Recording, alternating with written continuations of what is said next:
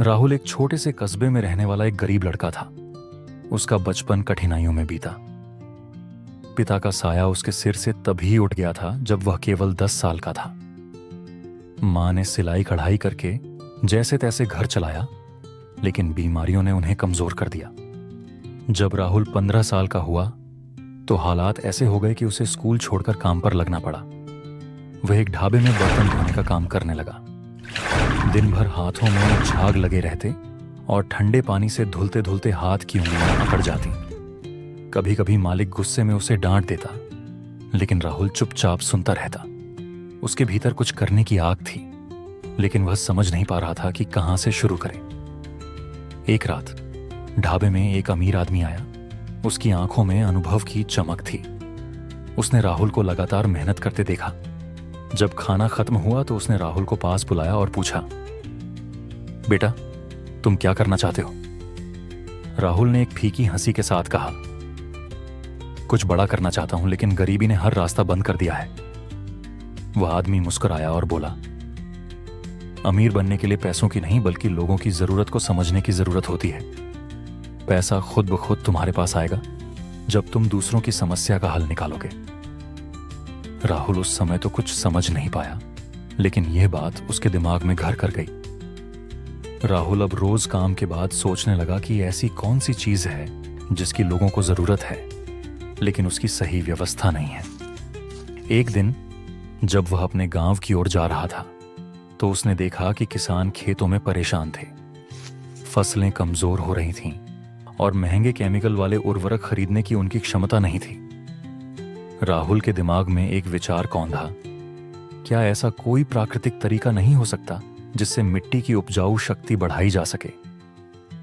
उसे याद आया कि बचपन में उसने अपने दादा से सुना था कि केंचुए मिट्टी को उपजाऊ बना सकते हैं। उसने इस पर और जानकारी जुटाई और जाना कि वर्मी कंपोस्ट यानी केंचुओं से बना खाद सबसे अच्छा जैविक उर्वरक है। राहुल को अपना रास्ता मिल गया था, लेकिन अब असली संघर्ष शुरू हुआ। उसने अपने गांव के बाहर एक छोटे से कोने में जैविक कचरा डालकर केंचुओं को पाला, लेकिन जैसे ही गांव वालों को पता चला, वे उसका मजाक उड़ाने लगे। अरे, ये लड़का तो पागल हो गया है, केंचुए पालकर अमीर बनेगा। किसान तो केमिकल वाले खाद लेते हैं, ये कौन खरीदेगा? राहुल को भी डर लगने लगा, लेकिन उसे उस अजनबी की बात याद आई, लोगों की जरूरत को समझो, पैसा खुद आएगा। कुछ महीनों की मेहनत के बाद राहुल ने अपनी पहली खेप तैयार की और कुछ स्थानीय किसानों को मुफ्त में दी। जब किसानों ने इसे अपनी फसलों में डाला तो कुछ ही हफ्तों में नतीजे दिखने लगे। फसलें पहले से बेहतर हो गईं। अब किसान उसकी जैविक खाद खरीदने लगे। वह धीरे धीरे अपने उत्पादन को बढ़ाने लगा, लेकिन इस सफर में उसे एक बड़ा धोखा मिला। गांव के एक बड़े दुकानदार ने राहुल से वर्मी कंपोस्ट का बड़ा ऑर्डर लिया। राहुल ने अपनी मेहनत से सारा सामान तैयार किया, लेकिन जब पैसे लेने का समय आया तो दुकानदार मुकर गया। तुम्हारे खाद से कोई अमीर नहीं बनेगा, इसका कोई भविष्य नहीं है, जो उधारी दिया था उसे भूल जाओ। राहुल के पास कुछ नहीं बचा। उसने रात भर भूखे पेट रहकर रोते हुए सोचा, क्या वाकई उसकी मेहनत बेकार जा रही थी? क्या वह फिर वहीं आ गया जहां से शुरू किया था? लेकिन राहुल ने हार मानने से इनकार कर दिया। उसने इंटरनेट पर रिसर्च की और शहर में एक ऑर्गेनिक गार्डनिंग सेंटर से संपर्क किया। वे उसकी जैविक खाद खरीदने को तैयार हो गए। अब राहुल ने गांव छोड़कर शहर में अपनी सप्लाई शुरू की। उसने सोशल मीडिया पर अपने प्रोडक्ट का प्रचार किया और कई ऑर्गेनिक फार्मिंग कंपनियों से संपर्क किया।